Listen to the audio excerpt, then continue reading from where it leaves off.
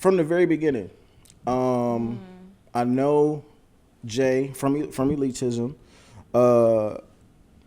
referred you or recommended you, but when I spoke to you for the first time, you kind of was like, well, you know, I kind of saw your work already. I kind of knew I wanted to do something. So, like, what actually made you not only pull the trigger, but what made you want to do a doc, and then what made you actually reach out, and then what made you actually pull the trigger? So those are amazing questions. Everything was So professional. Yes. They are. They're amazing questions because now I really got to like go way back.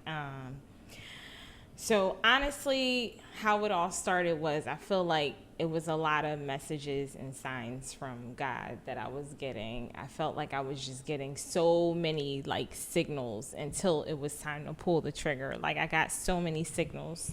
So yes, I knew that you worked with Jay a few times, but I have been following Jax for some time. Again, we've talked and I've told you stories about how like I loved Sharice McGill, like how much I admired her and just her work and what she did in the community. And I thought the quality of work in regards to like her visuals was amazing. And I was like, wow, like she's incredible.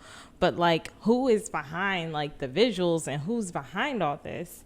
And so because I followed Sharice McGill, God rest her soul, because I followed her, I then followed Jax, who was someone that was around her. And so I would see like the incredible work that I tapped in, and I was tapped in for a minute. Just so happens that, you know, Jax also did work with Jay. And I had met Jay through a mutual friend and was invited to be a part of one of Jay's events. And then over time, Jay and I established a great friendship. And, you know, Jay is not a gatekeeper at all. So Jay shared like, hey, you know, you should definitely work with Jax.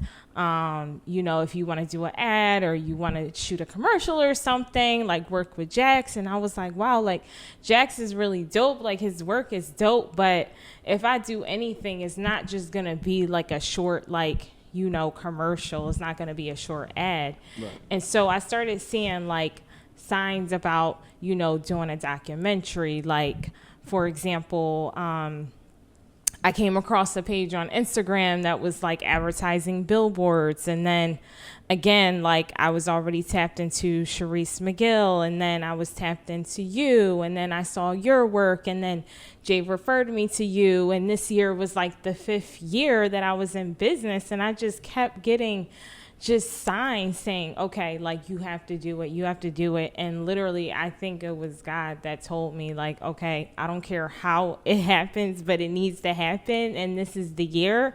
So I just told myself, okay, I don't care how it happens. It needs to happen. I'm doing it. And Jay will tell you this himself. I said to him, I'm doing a documentary. I don't care how it happens, but I'm going to do it.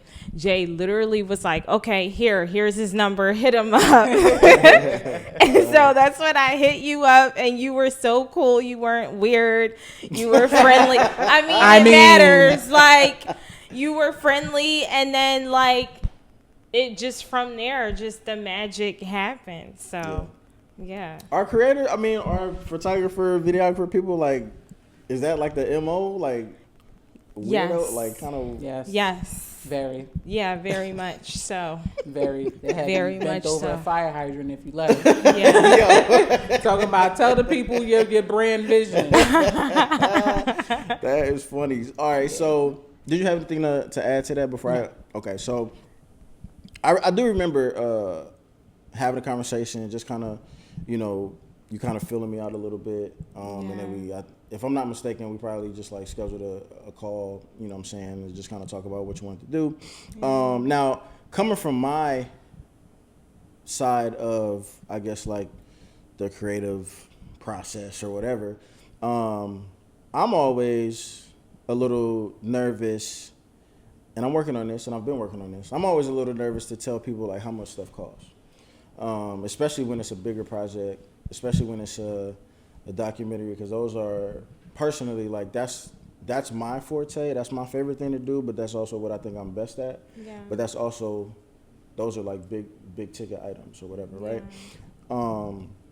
So like on my end, I'm always thinking about, should I tell the person how much it's gonna cost first, and then explain like what all goes into it, or should I explain what goes into it and like the value of it, and like hear them out, get them talking, and then like tell them how much it's gonna cost at the end, right? And one thing I used to do earlier, because I've been doing this for going on 6 years now, I used to try to get, I flip-flopped. I used to try to load them up with how much it's going to take for me to do this, and this is why it's going to cost what it's going to cost. Yeah. And then I was like, nah, fuck it. I'm going to just tell them the price in the beginning. And then, which is where I am now, it's not really telling them about how much it's going to take me to give you what you want, but it's more so about like telling you about like the what value is going to bring.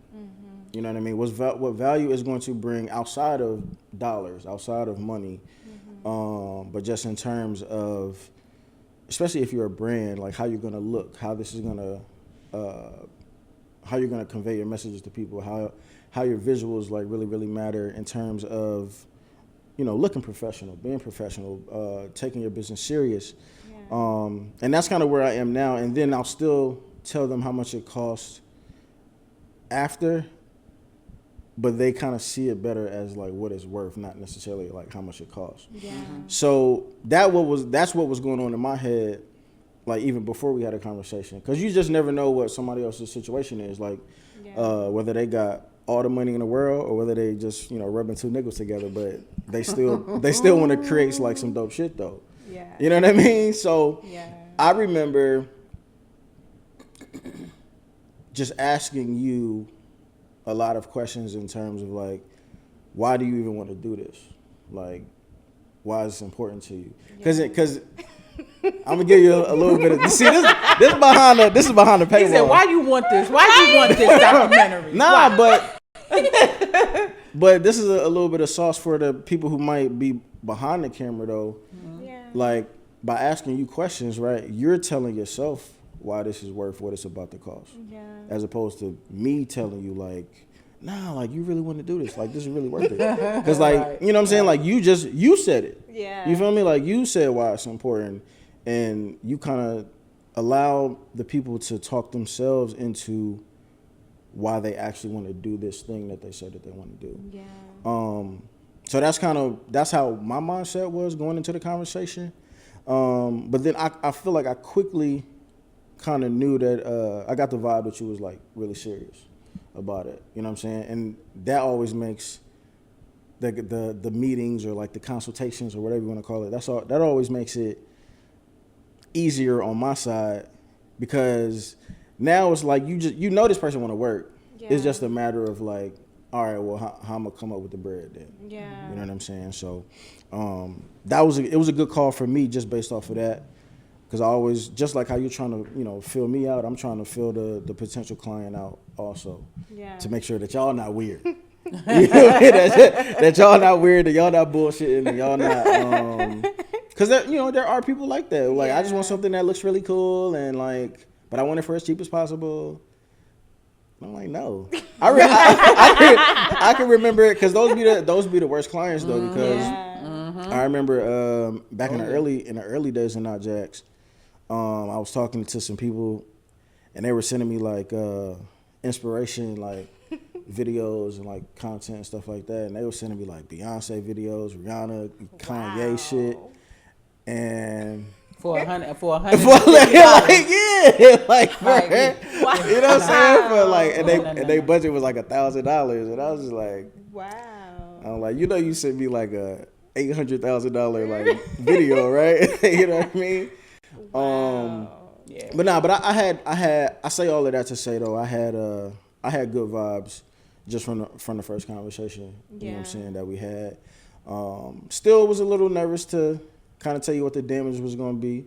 But that would also lead me into another question of like,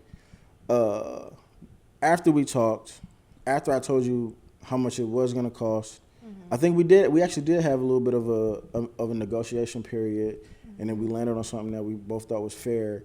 How does that feel coming from your perspective of somebody who wants to create something, but it is a big purchase, or it is a big investment, or take us kind of through that. Like, what was your mindset of when you knew, like, all right, this is how much it's going to be? So, thank you guys for listening to a short clip of episode 2 of Behind the Shoot. If you would like to check out the entire episode, please subscribe to our Patreon at patreon.com/create-your-own-shit. And I will also leave the link in the bio. So all you have to do is click on it and subscribe to the $5 tier. Thank you guys, and see you next time.